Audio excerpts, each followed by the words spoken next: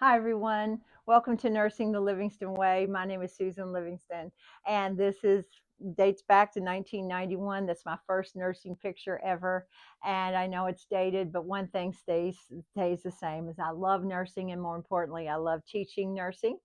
And even though I'm retired from the classroom, I want YouTube to be my new classroom. So thank you for being here and let me teach you or refresh you. I'm happy that you're here. You're not going to believe what some nursing students never truly understood. Not all, but some. And what some experienced nurses probably don't remember either. Not all, but some. And it's called gas exchange in the lungs. And I know that sounds boring to you, but I've got a question for you because you're going to want to hear this. Do you want to be alive today? Do you want your patient to be alive today? Then you're going to want to watch this. We have red blood cells in our bloodstream, and they're called RBCs or erythrocytes, and they're made in the red bone marrow in our bones. And these red blood cells contain a protein molecule called hemoglobin, and we abbreviate it HGB. And I'm going to put that over here. I don't know how to draw it, but I'll put it over here. There's hemoglobin. And its oxygen is going to attach to the hemoglobin on our red blood cells, and oxygen is the groceries for our cells. That's what's going to keep us alive today, is being able to get that oxygen to the cells of our body so we can be alive. Good. That's not the only function, though, of the red blood cells. We also have to pick up, if we drop off oxygen at the cell, we have to pick up the garbage. So if we drop off the groceries, we got to pick up the garbage, and the garbage is CO2. And so CO2 is going to attach to the red blood cell too. So here's hemoglobin, HGB, and CO2 is going to attach. So we drop off the oxygen or the groceries in the cells, and we pick up the CO2 back and forth like that.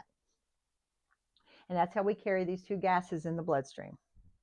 So here's what it looks like. It's flowing around, and I guarantee you every single one of these has one of those gases attached to the hemoglobin. Good. With every breath, we bring in oxygen, and it's going to travel into our lungs down a certain pathway. The trachea, the main airway, then the oxygen is going to travel down the right bronchus, the left bronchus. So we're going down into the right lung and the left lung. And then the right bronchus and left bronchus is going to branch off into smaller airways called bronchioles. Okay, and the oxygen is traveling. And down at the end of the bronchioles, and you don't see it here, we have tiny air sacs, these little round things called alveoli. And oxygen is going to go into those alveoli. And that oxygen is going to move into the bloodstream and attach to a red blood cell, and we can carry it. Now, that's with every breath in. With every breath out, CO2 is going to come and get into the lungs, and we will breathe it out the exact same pathway. Every breath in and every breath out. But stop right there. Some students think that that's it right here. But there's a little bit more to it, and I want you to understand. So that's not all there is. There's more to it, and guess what? Thank goodness it's not that hard. Okay, so here are the alveoli, and they're wrapped around them are pulmonary capillaries or blood vessels. Oh, blood vessels are wrapped around my air sacs. How convenient is that? And remember, the red blood cells are in the blood vessels. So there's red blood cells right in here next to my air sacs.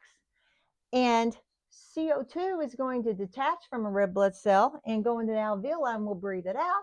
And oxygen is going to come in and leave the alveoli and go into the blood vessels and attach to the hemoglobin, and we'll take it to the cells. So let's see how that occurs, because it's not really that hard. So CO2 from the cells of our body come back to my heart. They have to, because they have to be pumped. And that's the garbage.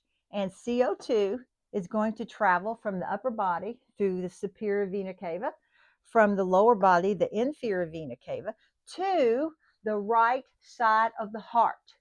And the right side of the heart is going to pump those red blood cells out the heart into the right lung and the left lung. Okay? And we'll gas exchange there at the pulmonary alveoli level.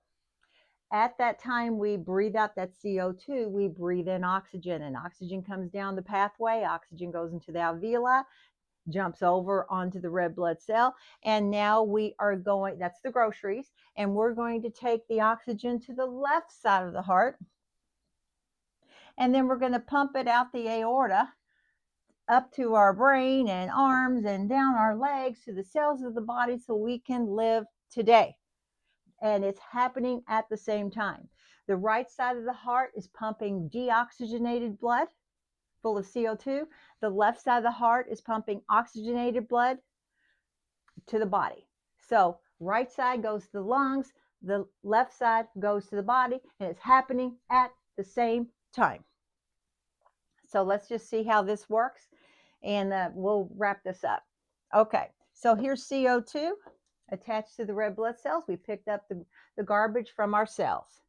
We are going to take this deoxygenated blood to the right side of the heart. We are going to send it out to the lungs. So it's still going to be pumped out of the heart on the red blood cell, and it's going to go all the way to the lungs. And CO2, it's going to be in these blood vessels right now. It's going to detach from the hemoglobin and go into the alveoli, and we will breathe it out. That's a breath out, followed by a breath in, and here comes the oxygen. Oxygen is going to come in. It's going to go down to the alveoli. It's going to move over, and it's going to attach to the red blood cell. Good. And it will go then to the left side of the heart. And the left side of the heart will push out the red blood cells with the oxygen, and we will pump it to the cells of our body, and it'll detach and go into our cells.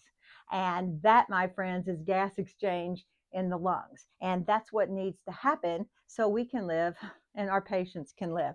Now, I've got one final thought for you. Okay. Here is a blood vessel with red blood cells with those gases flowing through it. Imagine there's a big old clot in there blocking blood vessels. Well, anyway, imagine that blood clot being in your leg. And we call that a DVT, a deep vein thrombosis. And if it's in the leg, and we don't want it in the leg because it can be prevented. And if it gets there and it's in the leg, it could break off from the blood vessel. Oh dear. And it could travel through the right side of the heart to the blood vessels surrounding the lungs and the alveoli. And if it did, it's going to block gas exchange in the lungs. So if you've got a big old clot in here, in your lungs now, that's called a pulmonary embolus, because an embolus means a blood clot that broke off. And it's a PE is what we call it. And if it's big enough, it can kill your patient. Now, the thing I want you to remember, the number one cause of getting that DVT, it's not the only cause, but the number one cause is immobility. Immobility. Now, that's where the nurse comes in. Get your patient out of the bed and get them walking. When you're walking, you're helping circulation and you're less likely to get a blood clot. Get there, if they're not very active, make them active. Get the TED hose on them. Get the SCDs on them. If they've had surgery, they're probably going to get a shot, subcutaneous shot of an anticoagulant to prevent the blood clot in the leg, because if it got in the leg, it could break off and go to the lungs and can kill them. Okay? And I tell you what, you don't want me yelling at you and going berserk because the freaking DVT was preventable in the first place. And I don't know what to say other than do your job.